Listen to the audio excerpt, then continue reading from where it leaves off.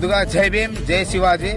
ఈరోజు ఫిబ్రవరి 19న మరి శివాజీ మహారాజు గారి జయంతి సందర్భంగా మరి ఇక్కడ కనిపిస్తున్నటువంటి మహనీయులు మరి గౌతమ బుద్ధుడు కావచ్చు, కాంశీ రాము గారు కావచ్చు, మరి రమాబాయి కావచ్చు, మరి జ్యోతిరావు పూలే కావచ్చు, మరి చదువుల తల్లి సావిత్రిబాయి పూలే కావచ్చు, మరి డాక్టర్ బాబాసాహెబ్ అంబేద్కర్ కావచ్చు. మరి వీళ్ళంతా కూడా ఆనాడు మన కోసం పనిచేసిండ్రు, మన కోసం త్యాగం చేసిండ్రు. మరి ఈ రోజు కొంతమంది ఉన్మాదులు కులానికొకరిని వర్గానికొకరిని చీల్చుతున్నారు. దయచేసి మహనీయులని ఎవరిని కులానికో మతానికో పార్టీలకో అంకితం చెయ్యకండి.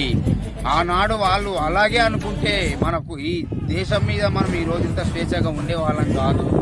శివాజీ మహారాజు గారు ఆ రోజు బ్రిటిష్ వాళ్ళతో పోరాటం చేసి కాశ్మీర్ నుంచి కన్యాకుమారి దాకా 300 కోటలు సాధించినటువంటి పోరాట వీరుడు డాక్టర్ బాబాసాహెబ్ అంబేద్కర్ గారు. మరి జ్ఞాన యోధుడు. ఆ భారత రాజ్యాంగం గాని ఆయన రాయకుంటే ఈరోజు మనం లేము. గుర్తుపెట్టుకోండి దయచేసి.